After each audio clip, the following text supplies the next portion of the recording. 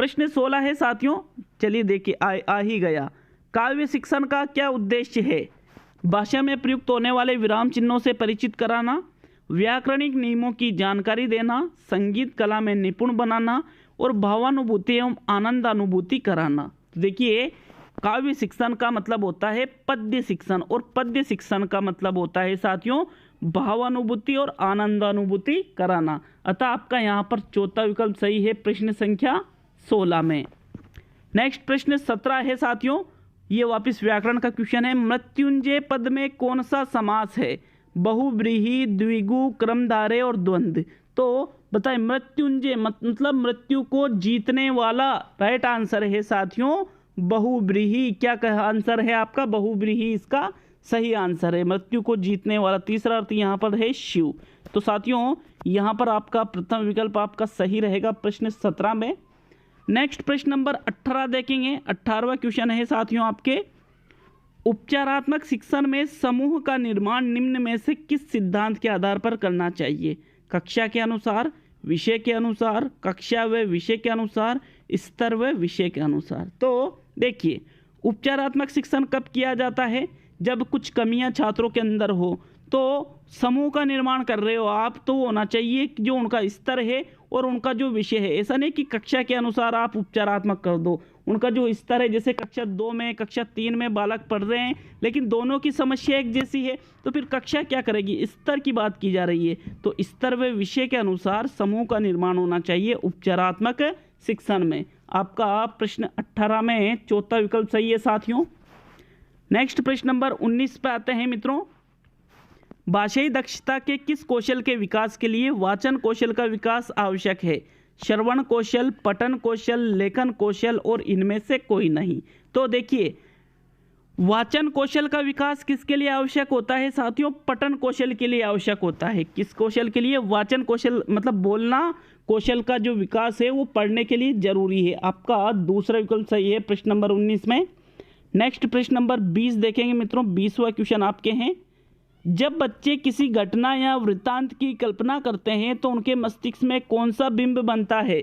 श्रुति बिंब, दृष्टि बिंब, विचार बिंब और भाव बिंब। तो 20वें प्रश्न का राइट आंसर बताइए साथियों। इसका जो राइट आंसर है वो रहेगा भाव बिंब। चौथा विकल्प आपका इसमें सही रहेगा कि जो बच्चे हैं वो किसी घटना के बारे में या वृत्तांत के बारे में कल्पना कर रहे हैं तो उसको ही भाव बिंब उनके मन में बन जाएगा। यहाँ पर आपका चौथा विकल्प सही है साथियों प्रश्न नंबर 20 में। साथियों अगला प्रश्न देखेंगे प्रश्न नंबर 21। भाषा शिक्षण में विकासात्मक प्रश्नों का उपयोग है पाठ की प्रस्तावना के लिए, पाठ की पुनरावृत्ति के लिए, पाठ को छात्रों की सहायता से विकसित करने के लिए और छात्रों का पूर्व ज्ञान मालूम करने के लिए। मित्रों राइट आंसर बताइए प्रश्न नंबर 21 में।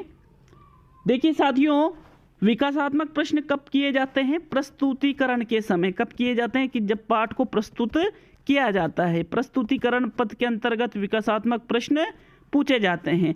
तो ये इसलिए पूछे जाते हैं ताकि पाठ को छात्रों की सहायता से विकसित करे। आपका तीसरा विकल्प इसमें सही है। मित्रों जरूर बताकर जाए प्रश्न आपको कैसे लगे। मैंने पहले ही कह दिया था कि प्रश्न लाजवाब लाऊंगा आपके लिए बिल्कुल। तो तीसरा विकल्प सही है प्रश्न 21 में। नेक्स्ट प्रश्न नंबर 22। एक बालक जो हकलाता है, ठीक है, बोलने में उसको हकलाहट आती है, उसे वाचन दक्षता में निपुण करने के लिए निम्न में से कौन सा वाचन अधिक उपयुक्त होगा? तो देखिए बालक हकला रहा है और उसको वाचन दक्षता मतलब बोलने में निपुण करना है, तो कौन सा वाचन ज़्यादा उपयुक्त रहेगा? सामूहिक वाचन, मौन वाचन, एकल वाचन और आदर्श वाचन। तो यहाँ पर आप आराम से जो मौन वाचन है उसको तो बिल्कुल गलत कर सकते हो क्योंकि इसमें तो वो कुछ बोलेगा ही नहीं। आदर्श वाचन अध्यापक द्वारा किया जाता है तो इसमें भी वो नहीं बोल रहा है। और जो एकल वाचन है साथियों वो बोलने में तो पहले अकला रहा है, तो फिर एकल रूप से कैसे सीखेगा? उसको सामूहिक वाचन के माध्यम से उसकी जो हकलाने की जो विकृति है उसको आप दूर कर सकते हो। अतः आपका यहाँ पर प्रथम विकल्प सही रहेगा प्रश्न नंबर 22 में। अगला प्रश्न देखेंगे मित्रों प्रश्न नंबर 23।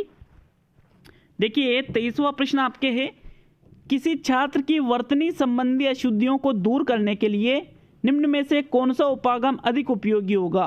कि जो कोई छात्र है वो वर्तनी संबंधी अशुद्धियां कर रहा है तो उसको दूर करने के लिए नैदानिक शिक्षण, उपचारात्मक शिक्षण, विशेष शिक्षण और इनमें से कोई नहीं। तो आप एक विकल्प तो ये हटा सकते हो। अब जो विशेष शिक्षण है, उपचारात्मक है और नैदानिक, नैदानिक का मतलब क्या होता है? कमजोरी की पहचान। तो यहाँ पहचान तो पहली हो रही है पहले से ही कि जो वर्तनी संबंधी अशुद्धियाँ कर रहा है, तो फिर वहाँ पर उसका क्या किया जाएगा साथियों? उपचारात्मक शिक्षण। आपका दूसरा विकल्प सही है प्रश्न नंबर 23 में। नेक्स्ट प्रश्न नंबर 24वां क्वेश्चन है साथियों। देखिए 24वें क्वेश्चन को आपको थोड़ा सा समझना होगा साथियों, अच्छा क्वेश्चन है। उपचारात्मक शिक्षण के संबंध में निम्न में से कौन सा कथन असत्य है? असत्य कथन बताना है उपचारात्मक शिक्षण के बारे में आपको। विकल्प है, इसका प्रयोग नैदानिक परीक्षण में प्राप्त कमजोरियों को दूर करने के लिए किया जाता है। प्रथम अवस्था में सामूहिक उपचारात्मक शिक्षण आयोजित किया जाता है। द्वितीय अवस्था में व्यक्तिगत उपचारात्मक शिक्षण आयोजित किया जाता है और उपचारात्मक शिक्षण में वार्षिक परीक्षाओं के उपरांत आयोजित किया जाता है। तो देखिए यहाँ पर इसका प्रथम विकल्प तो मुझे असत्य नहीं लग रहा है, ये तो मुझे सत्य लग रहा है कि कमजोरियों को दूर करने के लिए किया जाता है उपचारात्मक शिक्षण। पहले उपचारात्मक शिक्षण सामूहिक रूप से करते हैं और फिर व्यक्तिगत रूप से करते हैं, तो ये भी कथन तीनों सत्य है। लेकिन जो चौथा कथन है साथियों, ये कथन क्या है? असत्य है। क्या है ये कथन? असत्य है कि वार्षिक परीक्षाओं के बाद थोड़ी उपचारात्मक शिक्षण करेंगे। इसलिए आपका यहाँ पर चौथा विकल्प सही है, क्योंकि आपसे क्या पूछा है? असत्य कथन, और ये चौथा ही कथन ही असत्य है। नेक्स्ट प्रश्न नंबर 25 देखेंगे मित्रों।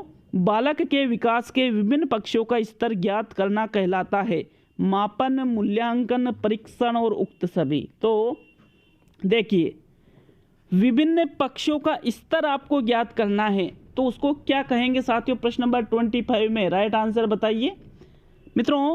वैसे इसका बुक में आंसर प्रथम विकल्प दे रखा है, लेकिन सभी पक्षों का आपको स्तर ज्ञात करना है तो फिर वहां पर उसको मूल्यांकन कहा जाएगा, न कि मापन। अतः यहाँ पर दूसरा विकल्प मेरे अनुसार सही है। आप जरूर कमेंट बॉक्स में कमेंट करके जाए कि क्या इसका प्रथम विकल्प ही सही माना जाएगा बुक के अनुसार। मेरे अनुसार प्रथम विकल्प इसका सही नहीं है, इसका सेकंड विकल्प सही है। आप जरूर कमेंट करके जाए, क्योंकि एक साथ जब 4-5 हज़ार लोगों का दिमाग चलता है तो फिर एक दिमाग क्या करेगा उसके आगे। तो आपका सेकंड विकल्प सही है साथियों इसमें प्रश्न 25 में। नेक्स्ट प्रश्न नंबर 26। कक्षा शिक्षण के दौरान निम्न में से कौन सा क्रियाकलाप श्रवण कौशल के विकास के लिए उपयोगी नहीं है? श्रवण कौशल का विकास किससे नहीं होता है? सीधा सा ये प्रश्न है। बाल गीतों का सामूहिक वाचन, अब सामूहिक वाचन करेंगे तो भाई सुनेंगे तो श्रवण कौशल का विकास होगा। कहानी कोई बोलता है उसको सुनेंगे तो इससे भी होगा। वाद विवाद प्रतियोगिता, बिल्कुल इससे भी श्रवण कौशल का विकास होगा। लेकिन निबंध प्रतियोगिताओं से क्या श्रवण कौशल का विकास होगा? मेरा अनुसार नहीं होगा, क्योंकि ये तो लिखकर की जाती है। इसलिए आपका चौथा विकल्प इसमें सही है साथियों प्रश्न नंबर 26 में। अगला प्रश्न नंबर 27। विद्यार्थियों को देखिए 27वां क्वेश्चन थोड़ा सा ये देखिए, ये 27वां प्रश्न। विद्यार्थियों को स्वाध्याय के लिए प्रेरित करने के लिए भाषा शिक्षक के लिए निम्न में से कौन सा उपाय जरूरी नहीं है? कि आपको छात्रों को स्वाध्याय के लिए प्रेरित करना है, तो इनमें से कौन सा उपाय आप नहीं करना चाहोगे? पत्र पत्रिकाएं पढ़ने के लिए प्रेरित करना, भाई ये तो कर सकते हो आप। मौन वाचन, शब्दकोश का प्रयोग और गायन क्षमता का विकास। तो देखिए मेरे अनुसार प्रथम, दूसरा और तीसरा जो विकल्प है ये तो भाई हम कर सकते हैं, लेकिन गायन क्षमता के विकास से स्वाध्याय का क्या मतलब आ रहा है? इसलिए आपका यहाँ पर चौथा विकल्प सही है साथियों प्रश्न नंबर 27 में। नेक्स्ट प्रश्न नंबर 28। व्याकरण शिक्षण की परंपरागत प्रणाली है भाषा संसर्ग प्रणाली, आगमन प्रणाली, निगमन प्रणाली और प्रयोग प्रणाली। परंपरागत मतलब जो पहले से चली आ रही है। तो साथियों पहले से कौन सी प्रणाली चली आ रही है? निगमन प्रणाली चली आ रही है, कि नियम बता दिए जाते हैं और फिर उसके अनुसार व्याकरण सिखाया जाता है। तो आपका तीसरा विकल्प सही है साथियों प्रश्न 28 में। मित्रों प्रश्न नंबर 29। रसानुभूति के साथ साथ अभिनय क्षमता के विकास के लिए भाषा शिक्षण में उपयुक्त विधा है कहानी, नाटक, उपन्यास और जीवनी। तो यहाँ पर अभिनय क्षमता का नाम आता है, आपके माइंड में आंसर आ जाना चाहिए। क्या आना चाहिए भाई? नाटक से होता है ये तो, इसलिए आपका सेकंड विकल्प इसमें सही है साथियों प्रश्न नंबर 29 में। और मित्रों आज का अंतिम प्रश्न देखेंगे प्रश्न नंबर 30। लेकिन लाइक शेयर करना नहीं भूले साथियों, क्योंकि आपके लिए अकेले ही इतनी मेहनत करता हूं, तो आपका एक जो लाइक शेयर है वो मुझे मोटिवेट करता है। प्रश्न नंबर 30 देखेंगे मित्रों। अन्योन्याश्रित का अर्थ है किसी पर आश्रित होना, किसी पर आश्रित न होना, एक दूसरे पर आश्रित होना और किसी को आश्रित बना देना।